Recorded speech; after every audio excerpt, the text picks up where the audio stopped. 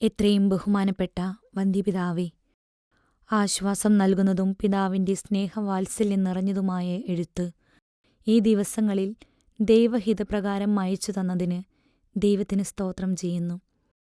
പരിശുദ്ധ അമ്മയോടും ഈശോയുടെ തിരുഹൃദയത്തോടും മൗനവും ക്ഷമയും തരണമെന്ന് അപേക്ഷിച്ചുകൊണ്ട് ഓരോ ദിവസവും ഉണ്ടാകുന്ന എല്ലാ കാര്യങ്ങളും അവിടത്തേക്ക് തന്നെ കാഴ്ചവെച്ചു വരുന്നു. സഹിക്കാൻ അധികമൊന്നുമില്ലെങ്കിലും ഈ ദിവസങ്ങൾ പുണ്യം അഭ്യസിക്കുന്നതിന് വളരെ നല്ലതു തന്നെയായിരുന്നു. എഴുത്തിനെക്കുറിച്ച് പ്രത്യേകം ഉപകാരസ്മരണ പറയുന്നു. പിതാവിന് നല്ല ക്ഷമയും മറ്റും ലഭിക്കുന്നതിനു വേണ്ടി ഈശോയുടെ തിരുഹൃദയത്തോടും പരിശുദ്ധ അമ്മയോടും പാവപ്പെട്ടൻ്റെ അയോഗ്യ അപേക്ഷകളിൽ പ്രാർത്ഥിച്ചു വരുന്നു.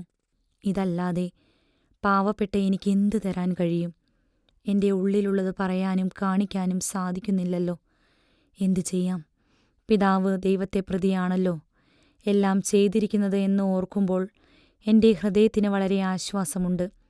ഞായറാഴ്ച ഒന്ന് കാണാൻ ഇടവരുത്തണമെന്ന് താഴ്മയോടെ അപേക്ഷിക്കുന്നു.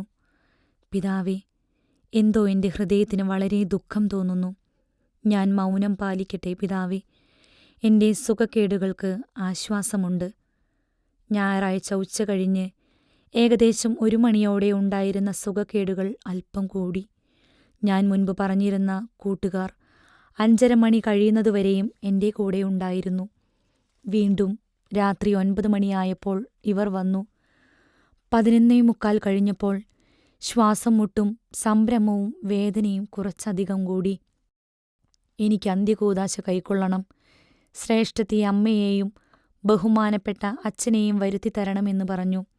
അപ്പോൾ നമ്മുടെ അമ്മ, മകളെ, നീ പേടിക്കേണ്ട എന്നു പറഞ്ഞ് വിശുദ്ധ കുർബാന കൈക്കൊള്ളുന്നതിന് എന്നെ ഒരുക്കി.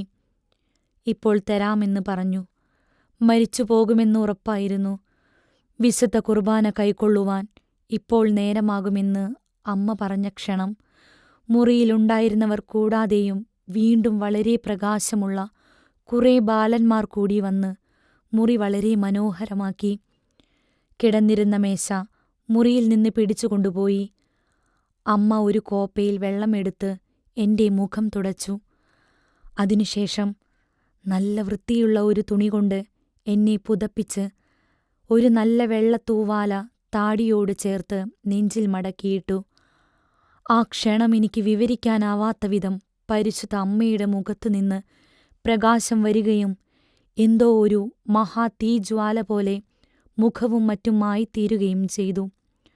മകളെ, ഇതാ വിശുദ്ധ കുർബാന എഴുന്നള്ളിച്ചു കൊണ്ടുവരുന്നു എന്നു പറഞ്ഞു. പല നിറമുള്ള ഉടുപ്പിട്ട വളരെ പേർ കയ്യിൽ തിരികൾ പിടിച്ച് 2 നിരയായി വാതിൽ വഴി മുറിയിലേക്ക് കടന്നുവന്നു. നടുവിൽ വൈദികരുടെ ഉടുപ്പ് ധരിച്ച ഒരാൾ വിശുദ്ധ കുർബാന എഴുന്നള്ളിച്ചു കൊണ്ടുവന്നു തന്നു. ഈയാളുടെ മുഖത്തുനിന്നും കൈകളിൽ നിന്നും പ്രകാശകതിർ വീശിയിരുന്നു. ഈ സമയം പരിശുദ്ധ അമ്മ കൈകൾ രണ്ടും നെഞ്ചിൽ പിടിച്ച് തല വളരെ കുനിച്ച് എൻ്റെ തലയ്ക്കൽ തന്നെ മുട്ടുകുത്തി നിന്നിരുന്നു.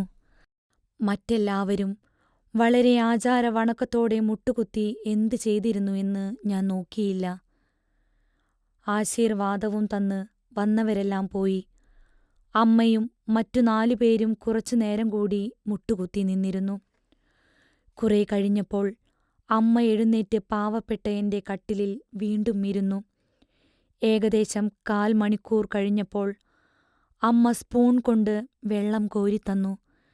ആ സമയങ്ങളിലൊക്കെയും അമ്മ എനിക്ക് പറഞ്ഞു തന്നിരുന്ന കാര്യങ്ങൾ ഞാൻ വളരെ ഓർത്തു നോക്കിയിട്ടും എനിക്കൊന്നും ഓർമ്മ തോന്നുന്നില്ല. വളരെ നല്ല കാര്യങ്ങളായിരുന്നു. 3 മണിയായപ്പോൾ കുറച്ചാശ്വാസമായി. ആ നേരത്ത് പരിശുദ്ധ അമ്മ അനുഗ്രഹത്തിൻ്റെ കൈകൾ കൊണ്ട് ഈ നിർഭാഗ്യ പാപിയെ താങ്ങി എഴുന്നേൽപ്പിച്ചിരുത്തി കുടിക്കുന്നതിനെന്തോ ഒരു വെള്ളം തന്നു. മകളെ, നിനക്ക് ഇന്നു തുടങ്ങി ആശ്വാസമാകുമെന്ന് പറഞ്ഞു. എൻ്റെ അമ്മേ, എനിക്ക് മുഴുവനും സൗഖ്യമാക്കി തരല്ലേ, എന്തെങ്കിലും സഹിക്കുവാൻ തരണമേ എന്നും മറ്റും ഞാൻ അപേക്ഷിച്ചു. എൻ്റെ മകളെ, നിന്റെ ആയുസ്സിൽ വളരെ കാര്യങ്ങൾ സഹിക്കാനുണ്ടാകും. എല്ലാം നല്ലവണ്ണം സഹിക്കണം. അവസാനം വരെ ഇതുപോലെ നിലനിൽക്കണം. എല്ലാറ്റിനും നിന്റെ അധികാരികൾക്കും ആത്മപിതാവിനും നിന്നെ മുഴുവനും കയ്യാളിച്ച് അവർ പറയുന്നതുപോലെ ചെയ്യുക. നിന്റെ മണവാളൻ മുഴുവനായും എളിമയും കീഴ്വഴക്കവും ക്ഷമയും സ്നേഹവുമാകുന്നു. നിന്റെ അപേക്ഷ പോലെ തന്നെ. മകളെ, ഞാൻ പോകുന്നു. ഇനി അവസാനം മാത്രമേ നീ എന്നെയും നിന്റെ മണവാളനെയും കാണുകയുള്ളൂ. എന്റെ സ്നേഹകുമാരനെ എല്ലായ്പ്പോഴും നീ ആശ്വസിപ്പിക്കുക എന്നു പറഞ്ഞു. സ്നേഹം നിറഞ്ഞ എൻ്റെ അമ്മ ദുഃഖിക്കേണ്ട എന്നു പറഞ്ഞ് തലയിൽ കൈവച്ച് അല്പം മാറി. പിന്നെ എൻ്റെ അമ്മയെയും മറ്റു കൂട്ടുകാരെയും ഇതുവരെയും കണ്ടിട്ടില്ല. പോകുന്ന സമയം മേൽപോട്ട് കുറച്ച് ഉയർന്ന ശേഷം, ഞാൻ പോകുന്നു മകളെ എന്ന് വളരെ സ്നേഹം നിറഞ്ഞ സ്വരത്തിൽ വീണ്ടും പറഞ്ഞു. ഇത് തിങ്കളാഴ്ച കാലത്ത് 4 മണിക്കാകുന്നു. പിതാവേ, ഒരിക്കലും എനിക്കിതിന് യോഗ്യതയുണ്ടായിട്ടല്ല. ഈശോമിശിഹായുടെ തിരുരക്തത്തിൻ്റെ യോഗ്യത കൊണ്ട് തന്നെയാണ് ഇപ്രകാരം സംഭവിച്ചത്. അവിടുത്തെ അളവറ്റ അനുഗ്രഹത്താൽ മാത്രമുണ്ടായതും അങ്ങനെയെങ്കിലും എൻ്റെ തണുക്കപ്പെട്ട ജീവിതം മാറ്റി അവിടുത്തെ സ്നേഹിക്കേണ്ടതിന് വേണ്ടിയുമാണ്. പിതാവേ, ഞാൻ സത്യമായിട്ട് ദൈവത്തെ സ്നേഹിക്കുന്നതിന് സ്നേഹപിതാവിൻ്റെ തീഷ്ണതയുള്ള ജപധ്യാനങ്ങളിലും ദിവ്യപൂജയിലും ഈ അയോഗ്യ മകളെ ഓർത്ത് പ്രാർത്ഥിക്കണമെന്ന് താഴ്മയോടെ അപേക്ഷിക്കുന്നു. പാവപ്പെട്ട എൻ്റെ കാര്യം മറക്കല്ലേ പിതാവേ. സ്നേഹപിതാവല്ലാതെ ലോകത്തിൽ എനിക്കാരുമില്ല എന്ന് ഓർക്കണമേ. പിതാവിൻ്റെ സ്വാതന്ത്ര്യം പോലെ എന്തെങ്കിലും എന്നോട് ചെയ്യണമെന്ന് താഴ്മയോടെ അപേക്ഷിക്കുന്നു.